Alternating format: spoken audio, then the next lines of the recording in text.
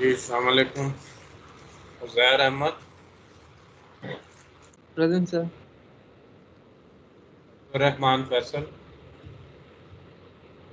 Present sir. आम Ahmed, present. Isha Babar, present. Abdullah Nazir, Faisal Arshad,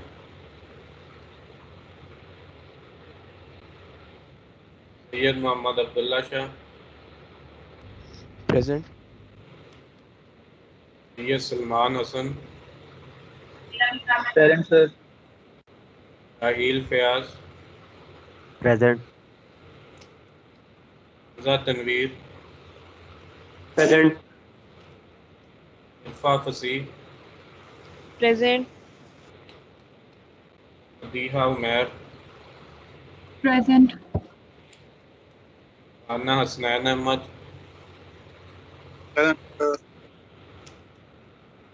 हाफिज Mohammad Musab,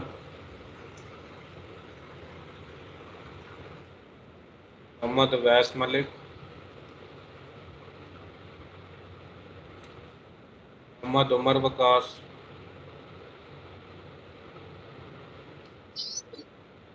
गुलाम Nabi, present sir.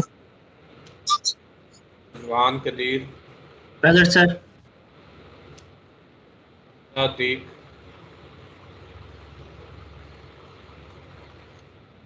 Mohammad Umar Siddiq, present sir. Hasan Raza, present sir. ऐन Rehan, present. Arshad, present. Present sir. Shayan, Rafay, present sir. Mashhood Ahmad,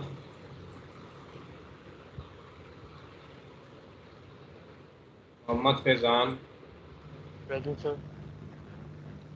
ऐन Anwar, present sir. Fahad Arif,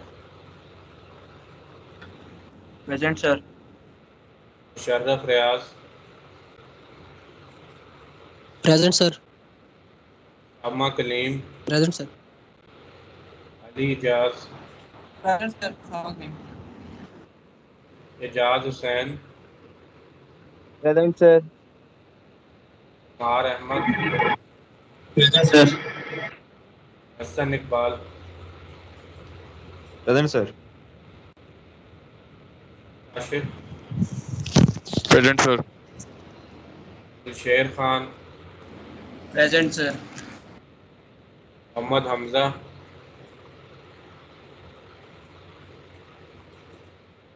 Musab Mehboob, present sir. Liaquat Naseem, present sir. मोमिन Adnan, Shan Ali, present sir. 40 Maryam Mumtaz, present. Qurratulain, sir Mohammad Hamza present present sir. Sir. Mohammad Hamza आया हुआ है? Yes sir. Qurratulain, present sir. कोई रह गया? Sir serial number 13 present. Serial number 16। Mohammad Musab. Musab कोई quotation share करनी है अभी आपने क्लास के साथ कोई, और कोई रह गया?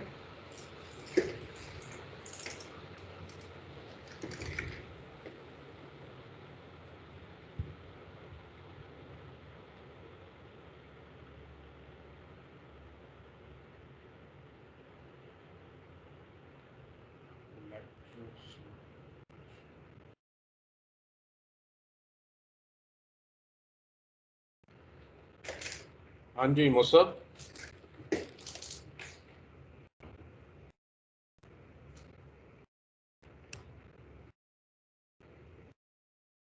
हाफिज मुसब।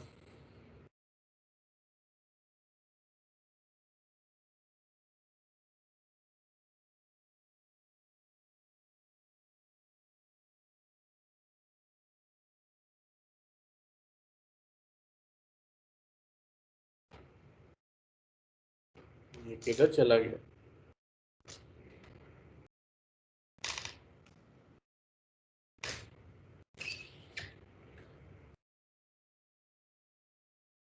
ओके, बिस्मिल्लाहिर्रहमानिर्रहीम। आज हम अपना ये programming packeting with C language वाला चैप्टर रिज्यूम करेंगे। इसमें हम, मेरा ख्याल है कि टाइम डिलेज वाले सेक्शन तक पहुंच चुके थे, या ये हम आगे पढ़ चुके हैं? किसी को याद है कुछ?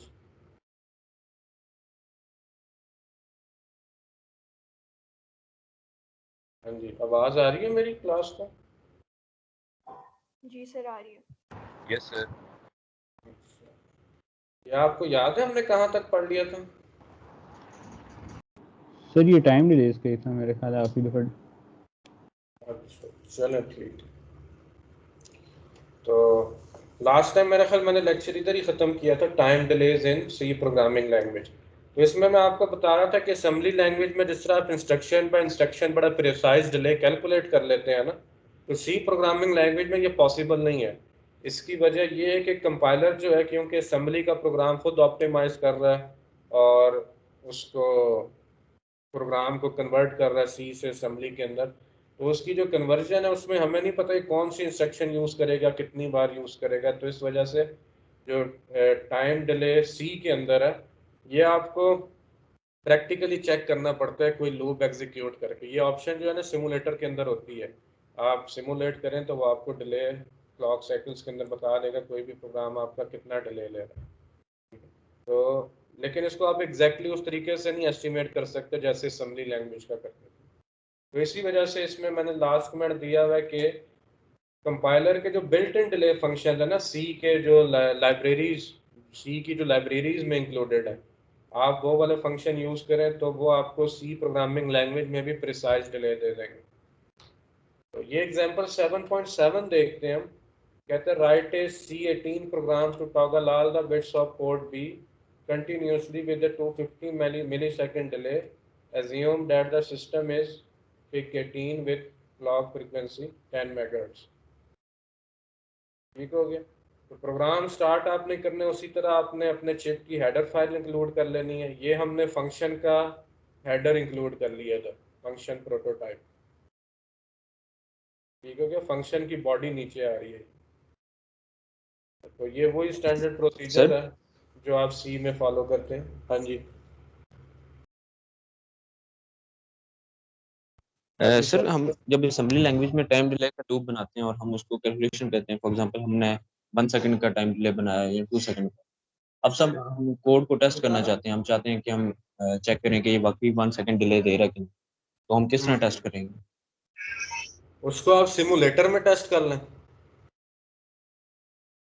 ये जो माई MP लैब के अंदर है, या प्रोटियस में चेक कर लें। प्रोटियस के अंदर जो है ना एक टूल है जिसको ये कहता है ग्राफ एनालिसिस। ये शायद मैंने किसी लेक्चर में आपको दिखाया भी है, मेरा ख्याल है कि नहीं। ये दिखाया मैंने आपको? No sir. अच्छा, ये आपने सवाल अच्छा किया। चले मैं आपको ये प्रोटियस के अंदर दिखा देता हूँ। आप चले जाएं प्रोटियस सॉफ्टवेयर।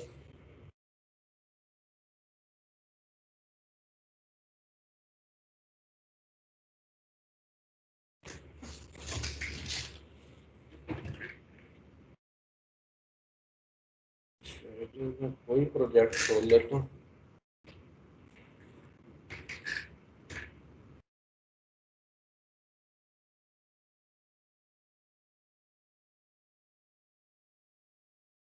अच्छा, ये जैसे आपको दो ग्राफ नजर आ रहे हैं ना, एनालॉग एनालिसिस और फोरियर एनालिसिस, ये आप चले जाएं ग्राफ मोड के अंदर। लेफ्ट साइड पे आपको बटन नजर आ रहा है ना, ग्राफ मोड वाला। और सबसे पहले सबसे पहले तो आपने अपने आईसी की फ्रीक्वेंसी सेट करनी है। फॉर एग्जांपल अगर आप पिक 18F यूज कर रहे हैं 4520, ठीक है, ये आईसी आ गया आपके पास। तो इसको डबल क्लिक करके आप सबसे पहले इसकी फ्रीक्वेंसी सेट कर लें, क्योंकि इसके बगैर जो है ये सही टाइम डिले का रिजल्ट नहीं देगा। ठीक हो गया। उसके बाद आपने इसकी जैसे कोई पिन है ना जिसके ऊपर आपने डिले मेजर करना, उसके ऊपर आपने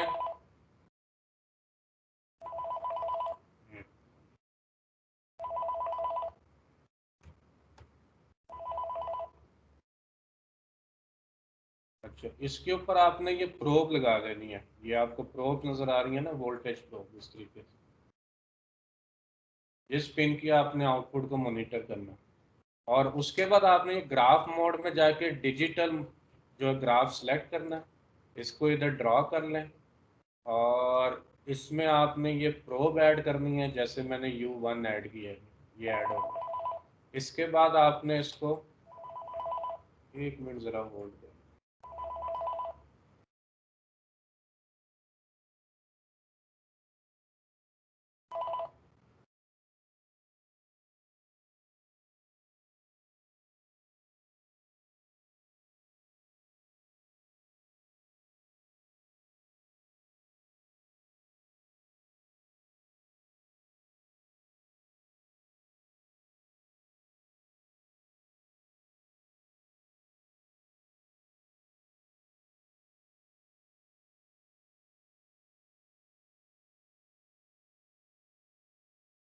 हाँ जी, तो ये आप डिजिटल एनालिसिस में ग्राफ मोड ऐड कर लेंगे। इसके बाद आप चले जाएं इसकी प्रॉपर्टीज़ में, इसको स्टॉप टाइम दे दें जहाँ तक आप इसको सिमुलेट करना चाह रहे हैं। तो जब आप इसको सिमुलेट कर लेंगे तो ये आपको जैसे ग्राफ नीचे नज़र आ रहा है ना, मैंने सिमुलेट किया हुआ है। इसको मैं फिलहाल डिलीट कर देता हूँ। ये आपको इस तरह का ग्राफ नज़र आएगा और इसमें एग्जैक्ट आपको नीचे टाइम भी नज़र आएगा। फॉर एग्जांपल किसी आपने आउटपुट सिग्नल को टाइम डिले के बाद ऑन या ऑफ किया है लॉजिक 1 या 0 पे, तो वो इसको आपको एग्जैक्ट जो है नीचे टाइम नज़र आएगा, वो कब लॉजिक 0 पे जा रहा है, लॉजिक 1 पे जा रहा है। तो इसमें मैं आपको रेकमेंड करूँगा आप ये प्रोटियस का ग्राफ मोड यूज़ करना सीखें, analogue and digital graph mode.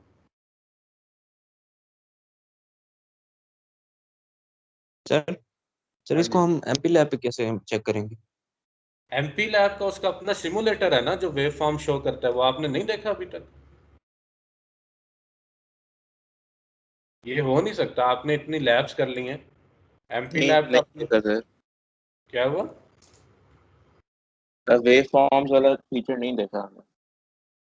वो आपको देखना चाहिए। आप ऐसा करें ना, कोई किसी भी बिट को 0 या 1 करें, उसकी वेव फॉर्म का टूल है पूरा एमपी लैब में।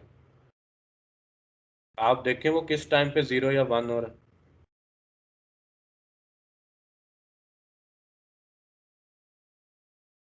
ये दोनों सॉफ्टवेयर में हो जाएंगे, प्रोटियस में भी हो जाएगा और एमपी लैब में भी हो जाएगा।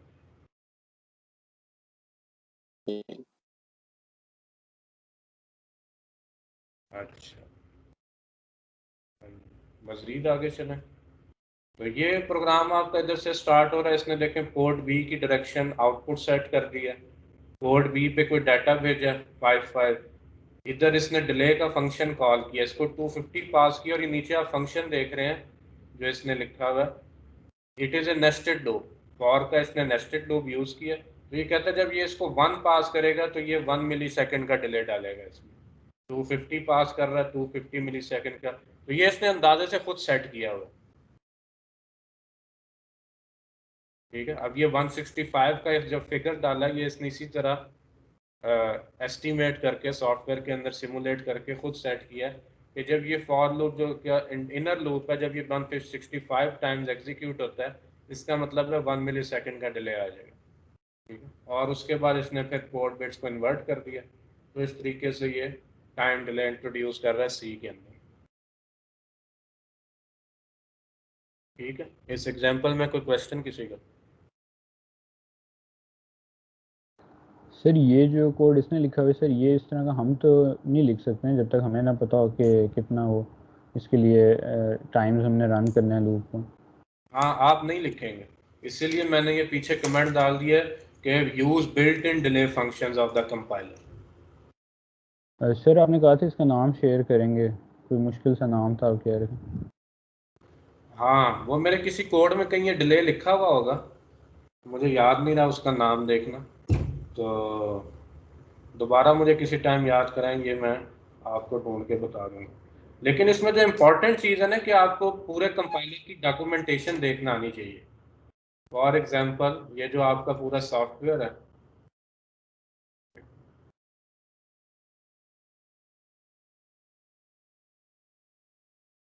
ये जो आपका MP लैब का सॉफ्टवेयर है ना, इसकी पूरी कंपाइलर की एक डॉक्यूमेंटेशन है। ये देखिए मैंने इसका लिंक इधर निकाला हुआ, ये माइक्रोचिप MP लैब डॉक्स, इसका जो C का कंपाइलर इंस्टॉल किया हुआ। अब ये सारी उसकी हेल्प फाइल है। अब जैसे मैं C30 की हेल्प लेना चाह रहा हूँ, या पेरिफेरल्स की पिक 25 है, ये इसको मैं खोलूँगा तो ये डिवाइस जो है आपका, डिवाइस आएगा, फिर फैमिली आएगी, फिर उसके आपने जो सारे पेरिफेरल यूज़ करने हैं, सारे फंक्शन की डिटेल है। तो ये आपको जो है ये सीखना पड़ेगा, ठीक है। तो ये इसके कंपाइलर की जो है ना डॉक्यूमेंटेशन का लिंक ढूंढें और ये सारे डॉक्यूमेंट्स एक्सप्लोर करें इसके अंदर। ये आपको माइक्रोचिप की डायरेक्टरी में कहीं डॉक्स के फोल्डर के अंदर ये सारी हेल्प फाइल होंगी।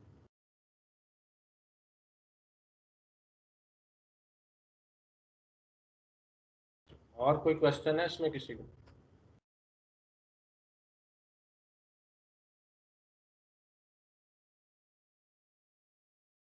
अच्छा, अगली एग्जांपल पे आते हैं। अगली एग्जांपल है हमारे पास, कहते हैं write a C program to get a byte of data from port B and wait half second and then send it to port C. तो इसमें आप दो तीन काम सीखने लगे हैं। एक तो आपने डिले कैसे डालना है, दूसरा कोड को रीड कैसे करना है डाटा को, और फिर तीसरा काम आपने पोर्ट को राइट करना है। तो इसी तरह इसने आपके पास हेडर फाइल इंक्लूड किया, डिले का फंक्शन यूज़ किया जो हमने पहले यूज़ किया था, पोर्ट बी की डायरेक्शन इसने इनपुट सेट कर दिया, पोर्ट सी की डायरेक्शन आउटपुट सेट कर दिया, वाइल का इसने इनफाइनाइट लूप इधर स्टार्ट किया, ये पोर्ट को रीड कर रहा है, डिले दे रहा है हाफ सेकंड का, और पोर्ट सी पे डाटा राइट कर रहा है। तो आप देख रहे हैं कि सी के अंदर जो प्रोग्राम की रीडेबिलिटी है ना वो बड़ी इजी है, कोड देखते ही आपको समझ आ जाता है। लेकिन असेंबली लैंग्वेज के और फायदे हमें, वो भी आप देख चुके हैं,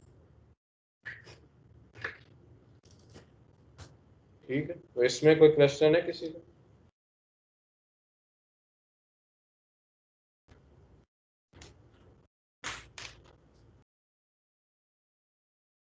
आगे चलते हैं। No sir. अच्छा, ये अब हम देखते हैं कि आपने बिट एड्रेसेबिलिटी कैसे करनी है। जिस तरह आप किसी पोर्ट की एक स्पेसिफिक बिट को एक्सेस करते थे ना असेंबली लैंग्वेज में, उसके लिए आपको पता है उसमें 5 इंस्ट्रक्शंस थी। आपने किसी बोर्ड की बिट को टेस्ट करना है या राइट करना है या टॉगल करना है। सेट करने के लिए अलहदा इंस्ट्रक्शन थी, ज़ीरो करने के लिए अलहदा, टॉगल करने की अलहदा इंस्ट्रक्शन थी, और उसको 0 या 1 टेस्ट करने की अलहदा इंस्ट्रक्शन थी।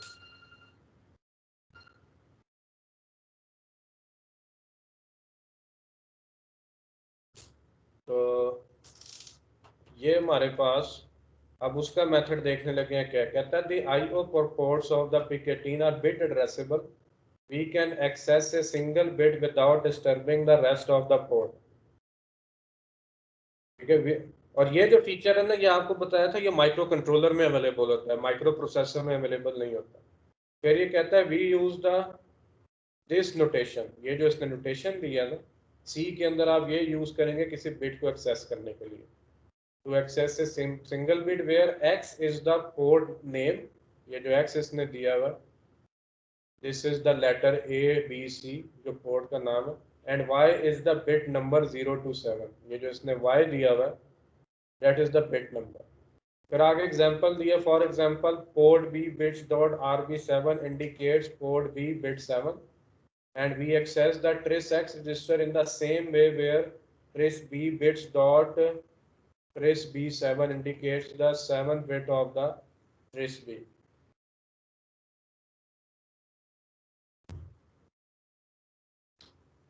सही RXY क्या है सेकंड पॉइंट में? RXY जी ये नीचे लिख दिया है ना, X पोर्ट का नाम है जो रिप्लेस हो जाएगा X के अंदर, और जो ठीक है। Y है ये बिट Y नंबर पिन है। नंबर, ये जो Y है it is the bit number. ये इसने नीचे एग्जांपल दे दिया ना, देखें ये X है और ये Y है। This is X, this is X and this is Y।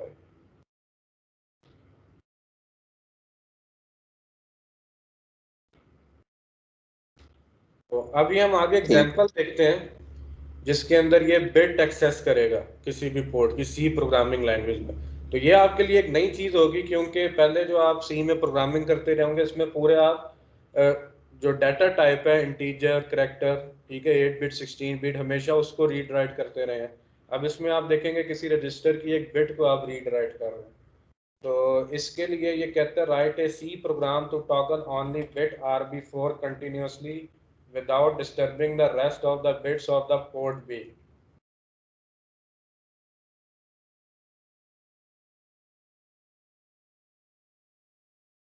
ठीक हो गया। तो सबसे पहले इसने ये लेबल कर दिया इस बिट को, इसको आप डायरेक्टली इस तरह लिख सकते हैं, लेकिन इसने इसको एक नाम से लेबल कर दिया, पोर्ट बी की जो बिट 4 है। आगे इसने इसकी डायरेक्शन जो है एज एन आउटपुट सेट की है।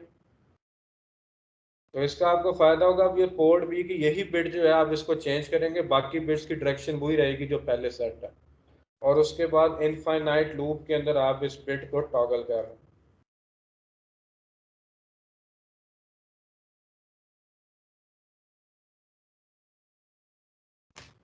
ठीक हो गया। इसमें कोई क्वेश्चन किसी का?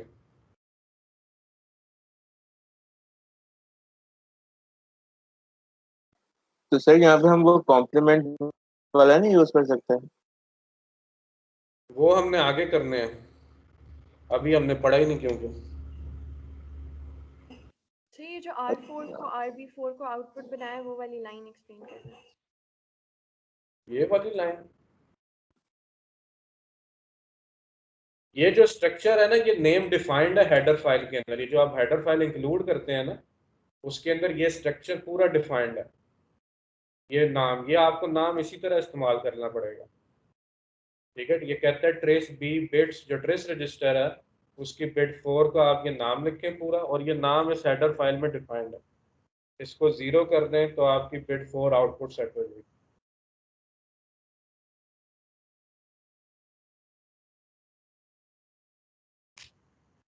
हाँ जी, और कोई सवाल किसी? तो ये काफ़ी इंपॉर्टेंट चीज़ें हैं, क्योंकि अगली जो 2 असाइनमेंट्स है वो शायद मैं आपको इकट्ठी दूँ, असाइनमेंट 3 4, उसके अंदर आपने सी प्रोग्रामिंग भी करनी है, और तो इसमें आप इस किस्म की चीज़ें यूज़ करेंगे।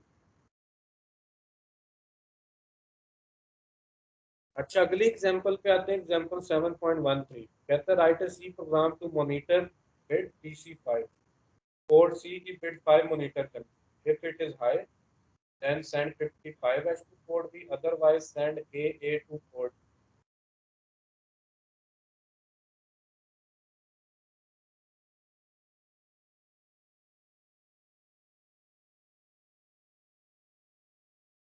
ये आपने हेडर फाइल इंक्लूड कर ली जहां से प्रोग्राम शुरू हो रहा है, उसी तरह आपने बिट का आपके नाम इस तरह यूज कर सकते हैं, लेकिन इसने इसको एक सिंपल लेबल दे दिया मैं। यहाँ इसने इसकी डायरेक्शन सेट, पोर्ट डी को इसने पूरा ही आउटपुट सेट किया। आप देख सकते हैं दोनों का यहाँ पोर्ट सी की सिंगल बिट को, यहाँ 0 का, यहाँ से आपका पेज। Excuse me sir. हाँ जी, सर आपकी आवाज़ बहुत हल्की आ रही है। आवाज़ कम आ रही है, रुक के आ रही है? सिर्फ दोनों ही लग रहा था, हल्की भी ब्रेक हो लग रही है, रुक के आ रही है। अच्छा, ब्रेक हो रही है। ये प्रॉब्लम चल रहा है नेटवर्क में काफ़ी दिनों से। एक मिनट।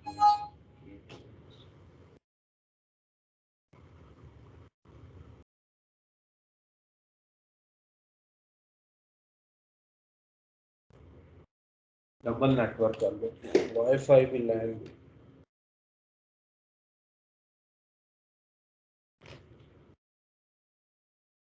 तो ये एग्जाम्पल के अंदर कोई क्वेश्चन करें अगर आपको ये क्लियर है। तो ये शुरू से समझा दें आप, शुरू से आवाज सही नहीं थी। अच्छा, इस एग्जाम्पल में मैं आपको समझा रहा था, इसमें पहले तो स्टेटमेंट पढ़े ना, कहता है कि write a C program to monitor bit 5 of port C. If it is high, then send 55 to port B, otherwise send AA to port D. ठीक है, तो इसमें आपने एक तो बिट को मॉनिटर करना है और पोर्ट को राइट करना है। ठीक है, तो यहाँ पे इसने पोर्ट सी की बिट 5 को लेबल कर दिया इस नाम के साथ, और इसकी डायरेक्शन जो है इसने इधर इनपुट सेट कर दी है, और जो पोर्ट डी है इस पूरी पोर्ट की डायरेक्शन आउटपुट सेट कर दी है। और वाइल 1 के लूप में उसके बाद ये पोर्ट बिट को चेक कर रहा है, अगर ये 1 है तो पोर्ट डी पे 55 राइट कर दे, अदरवाइज पोर्ट डी पे AA राइट कर दे। तो आवाज अभी ठीक है या अभी भी ब्रेक हो रही है? तो ये माई बिट है क्या? ये आपने रीनेम किया है ना, ये डिफाइन। आपने कभी ये वाला जो डायरेक्टिव है कभी यूज किया सी में, डिफाइन वाला? डिफाइन, से किया है। इसका क्या मतलब है? हैश डिफाइन, इसका मतलब है इस पूरे स्ट्रक्चर को आपने रीनेम कर दिया, बजाय इसके कि इसको बार बार लिखें आपने इसको एक नया नाम दे दिया।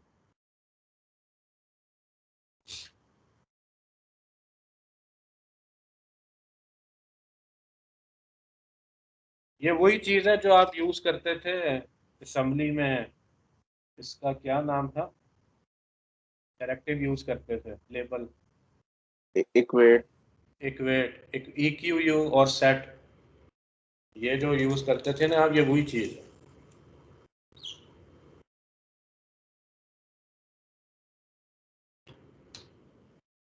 अगली एग्जांपल पे आते हैं। ये एक प्रैक्टिकल एग्जांपल है, इसमें ये बजर ऑपरेट करेगा। तो कहता है a door sensor is connected to the RB1 pin and a buzzer is connected to RC7. Write a C program to monitor the door sensor, and when it opens, sound the buzzer. You can sound the buzzer by sending a square wave of a few hundred hertz frequency to it.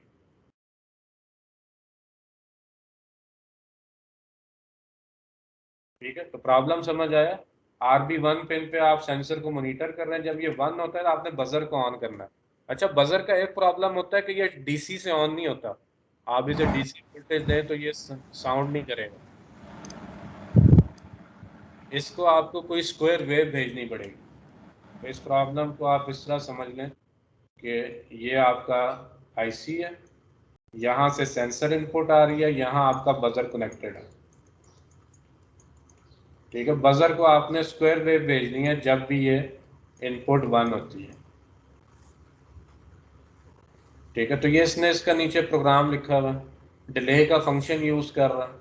Sensor की pin को इसने label कर दिया D sensor के साथ, RB1 जो है। Buzzer जिस पिन से कनेक्टेड है उसको नेम कर दिया बजर के साथ। ठीक है, और ये RC7 है।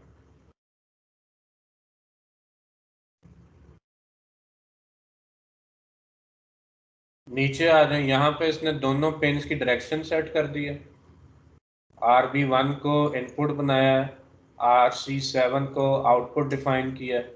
अब ये सेंसर को मॉनिटर कर रहा है, जैसे ये 1 होगा, ये बजर पे आप देख रहे हैं स्क्वायर वेव जनरेट कर रहा है। ये इसे 0 करता है, 200 मिलीसेकंड के बाद ये इसको 1 कर देता है, तो ये स्क्वायर वेव जो है इसको आउटपुट पे मिल जाएगी और बजर साउंड करना शुरू कर देगा।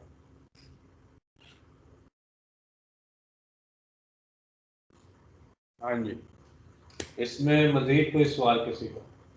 सर अगर यही स्क्वायर वेव हमने असेंबली में जनरेट करनी हो तो तब भी हमें सिर्फ कोई भी एक पिन जो होती है पोर्ट की वो यूज़ करनी पड़ेगी? हाँ, एक ही पिन यूज़ करेंगे।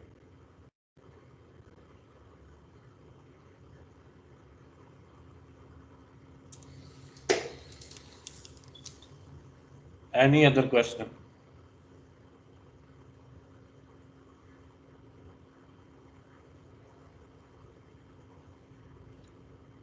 अच्छा, मजीद आगे चलते हैं।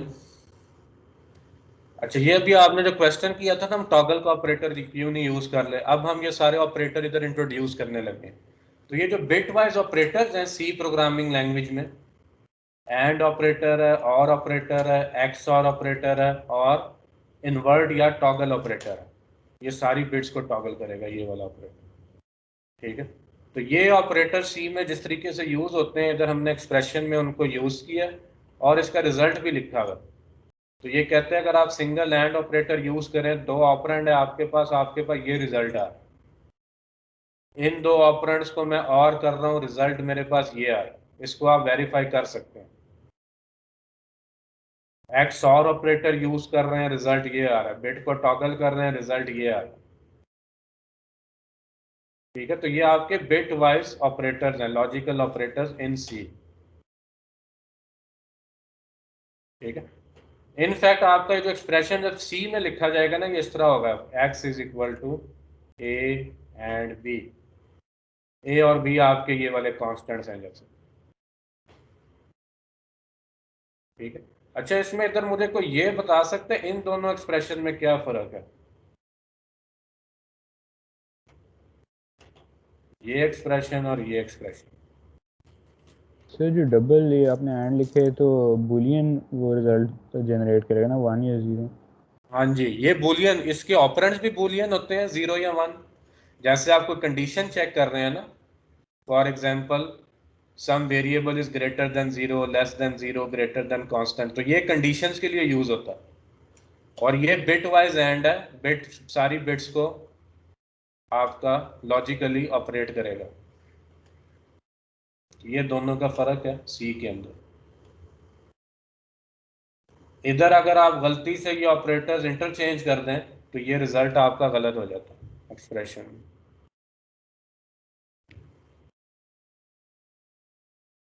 आगे हम इसकी एग्जांपल देखते हैं। एग्जांपल वही है जो हम पहले देख चुके हैं कि आपने पोर्ट बी और सी की बिट्स को कंटिन्यूअसली टॉगल करना है। तो अब आप देख रहे हैं, पहले तो हम इनको दूसरे तरीके से टॉगल कर रहे थे, अब हम ऑपरेटर यूज कर रहे हैं। ये आपको इधर ऑपरेटर नजर आएगा, टिल्डा। ये आपकी सारी बिट्स को टॉगल या इन्वर्ट कर देगा।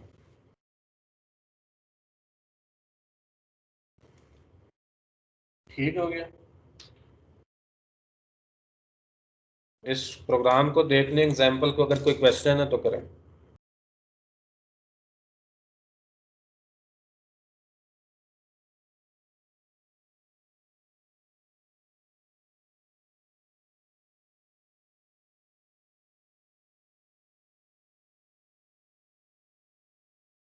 हाँ जी, कोई सवाल किसी का?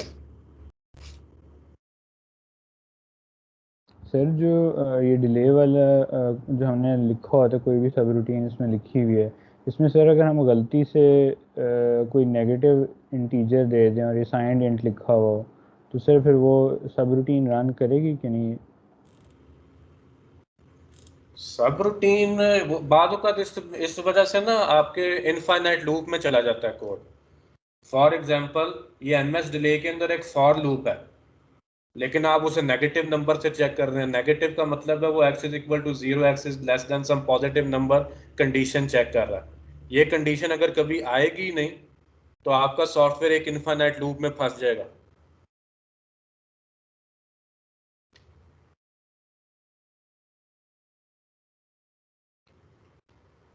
समझ रहे हैं ओके ना? सर जी। हाँ।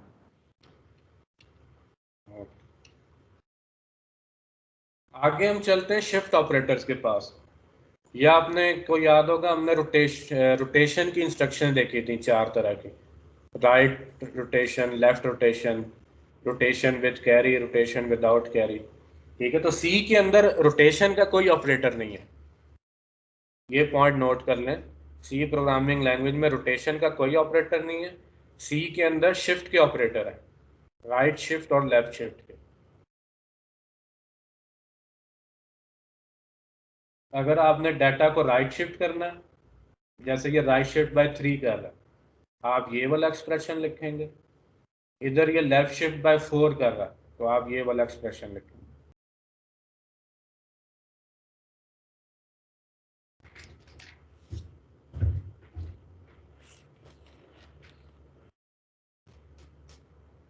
आगे चलते हैं। अगली एग्जांपल आ रही है हमारे पास। ये एग्जांपल हम असेंबली में भी देख चुके हैं, वही एग्जांपल सी में देखने लगे हैं। कहता है write a C program to convert packed BCD 029 to ASCII and display the bytes on the port B and port C। इस पैक्ड BCD नंबर को हमने अनपैक करना है और ASCII में कन्वर्ट करना है।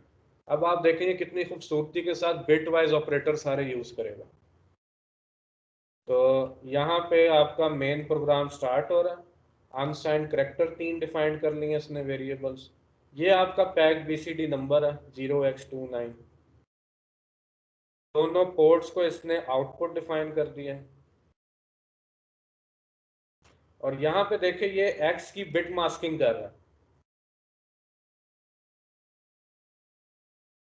सॉरी x की बिट मास्किंग नहीं कर रहा। जो आपका डाटा है ना माई बाइट, जो आपका ओरिजिनल नंबर है 0x29, उसकी ये बिट मास्किंग कर रहा है।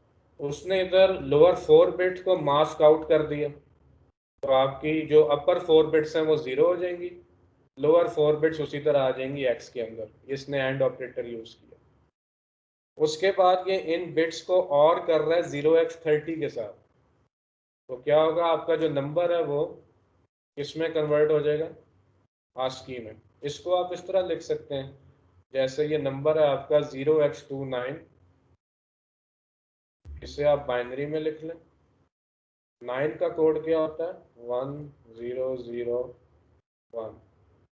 उसके बाद इसने ये बिट मास्क डिजाइन किया 0x0f का, तो ये आप नीचे लिख लें 00। ये बिट मास्क है, ठीक है। अब ये इन दोनों को ऐड करेगा, तो आपका रिजल्ट क्या आएगा कि आपके पास ये जो लोअर बाइट है वो आ जाएगा उसी तरह, और बाकी सारी बिट्स इधर 0 हो जाएंगी। अच्छा, इसके बाद ये इसको और कर रहा है, और विद 0x30, ठीक है। तो ये आपका 3 आ गया, यहाँ 0 आ गए सारे। इसको जब आप और करेंगे इसके साथ आपका रिजल्ट आ जाएगा। तो आप देखेंगे ये जो नंबर है it is in fact ASCII code of character 9। तो इसने नंबर को अनपैक करके ASCII कोड में कन्वर्ट कर दिया। इसी तरह अगला नंबर कन्वर्ट किया। ये जो अगला नंबर था हमारे पास 2, इसने पहले इसको राइट शिफ्ट दिया 4 का, ये राइट शिफ्ट आपको इधर नजर आएगा। इसके बाद इसने इसको, इससे पहले इसने इसकी बिट मास्किंग भी की है, वैसे इसकी ज़रूरत नहीं थी लेकिन चलें फिर भी। और आखिर में इसने इसको और कर दिया 0x30 के साथ, तो आपके पास 2 का ASCII कोड आ जाएगा वेरिएबल y के अंदर। तो ये इस जो एग्जांपल आपने राइट के शिफ्ट अंदर किया है, ये कैसे किया है? क्या कैसे किया, तो ये जो राइट शिफ्ट किया हुआ है 4 यूज करके सेकंड लास्ट लाइन, वो हाँ कैसे जी, किया हुआ है? ये ऑपरेटर यूज किया है ना राइट शिफ्ट का, ये वाला।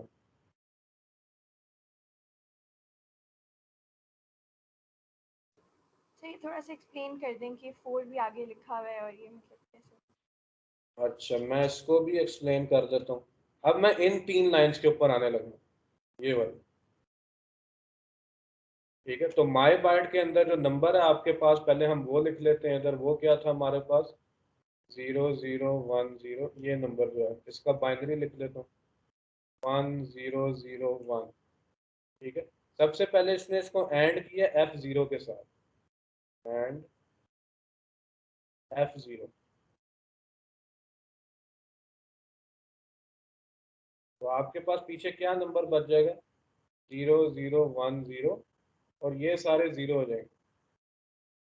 इसका मतलब है कि आपने इस नंबर से 2 को जो है अलग कर दिया। अब इसके बाद ये इसको राइट शिफ्ट बाय 4 करेगा, राइट शिफ्ट बाय 4। इसको आपने 4 का राइट शिफ्ट देना, ठीक है। उसमें क्या होगा, ये सारे 0 खत्म हो जाएंगे, आपका ये जो नंबर है MS बीच पे 0 आ जाएगा और ये नंबर इधर मूव कर, और आखिर में ये इसको और कर रहा है, ठीक है, 0x30 के साथ, ठीक है। तो ये मैं पहले ऑपरेशन करके आपको दिखा चुका।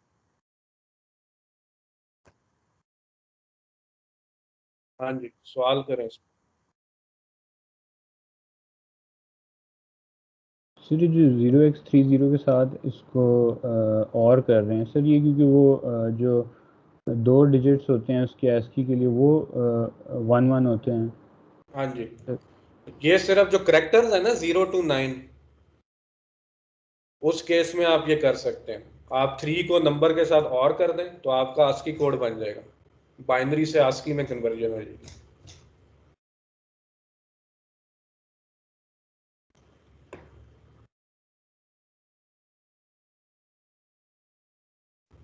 हाँ जी, और कोई सवाल इसमें किसी का? अगले एग्जांपल पे आते हैं। इसी तरह ये हमारे पास ये बड़ी इंपॉर्टेंट एग्जांपल है, कहता है कि आपको हेक्स टू डेसिमल कन्वर्जन करनी है। ये इसने एक 8 बिट हेक्स नंबर दे दिया, convert it to decimal and display the digits on the port BCD। 8 bit number को जब आप डेसिमल में कन्वर्ट करेंगे, आपके पास 3 डेसिमल डिजिट्स आएंगे, उनको आपने तीनों पोर्ट्स पे डिस्प्ले करना है। तो ये कोड आपने यकीनन C प्रोग्रामिंग में भी लिखा होगा, इसको देखते हैं किस तरह कर रहा है। ये सारे इसने वेरिएबल डिफाइन कर दिए, ये आपका इनपुट डाटा है, बाइनरी डाटा, ये आपकी आउटपुट्स तीनों डिजिट्स, ये लीस्ट सिग्निफिकेंट डिजिट है, ये मिडिल डिजिट है, ये मोस्ट सिग्निफिकेंट डिजिट है D1, ठीक है। तो तीनों पोर्ट्स को इसकी डायरेक्शन इसने आउटपुट सेट कर दी है, ये बाइनरी डाटा जिसको आपने कन्वर्ट करना है। अब यहाँ से देखें, यहाँ से मेन एल्गोरिथम स्टार्ट हो रहा है। x को इसने 10 से डिवाइड किया, इसके बाद इसने रिमाइंडर फाइंड किया परसेंट ऑपरेटर यूज करके, और रिमाइंडर D1 में आ गया।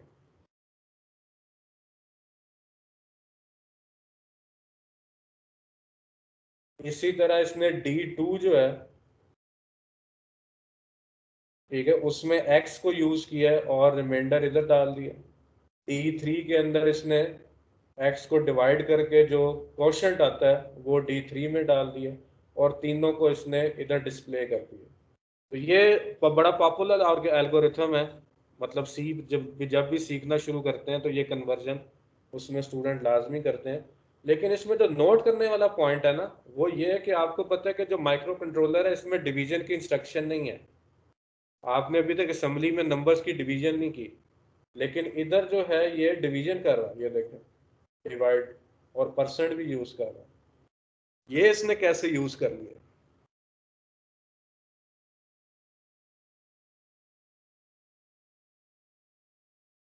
हाँ जी, सर ये तो C प्रोग्रामिंग का यूज़ कर रहे हैं, ये तो फिर वो असेंबली में फिर कन्वर्ट होगा, इसका जो भी होगा असेंबली के लिए। हाँ जी, ये आप सही कह रहे हैं कि जब आप डिवीजन का ऑपरेटर यूज करेंगे या परसेंट का, तो ये असेंबली का पूरा कोड अपनी लाइब्रेरी से लाएगा इस काम के लिए, और ये एक साइकिल नहीं कई साइकिल लगेंगे इस डिवीजन में, और फिर ये रिजल्ट जो है आपका कैलकुलेट कर देगा। ठीक हो गया ना? तो आज का लेक्चर मेरा ख्याल इधर आपका ख़त्म करते हैं। कोई मज़ीद सवाल है तो करें। ये एक्सप्लेन कर दें कि डिवीजन और ये मतलब आपने कैसे किया? सर्च करो ना। जी, क्या सवाल है? सर ये एक्सप्लेन कर दें कि ये जो आपने डिवीजन वाला चीज़ यूज़ की हुई है वो हम क्यों कर रहे हैं और मतलब इससे क्या होगा? आपने नंबर को उसके डिजिट्स में कन्वर्ट करना है ना। ये आपके पास एक बाइनरी नंबर है, ठीक है, आपने इसको इस फॉर्म में लिखना है, ये जो भी है, ठीक है, तो आप कैसे करेंगे इसको?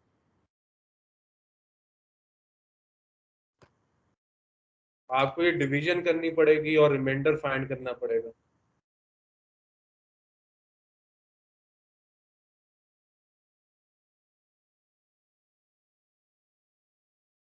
तो ये स्टैंडर्ड एल्गोरिथम है सी का, किसी भी बाइनरी नंबर को डेसिमल में कन्वर्ट करने के लिए।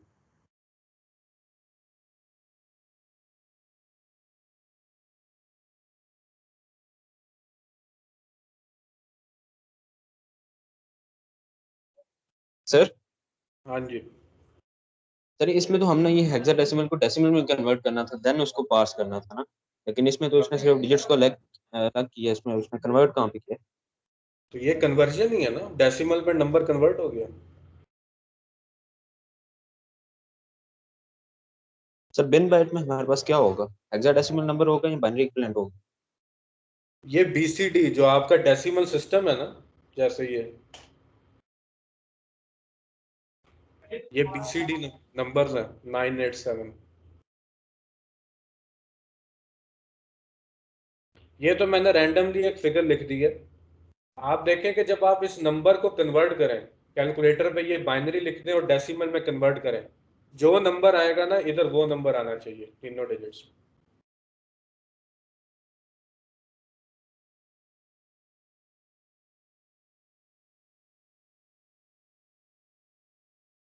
अच्छा, दूसरा आपका सीआर अभी है क्लास में? Yes sir. यार कोई वो मेकअप क्लास का टाइम बता दो, क्योंकि आपका कोड जरा पीछे जा रहा है दूसरे सेक्शन से।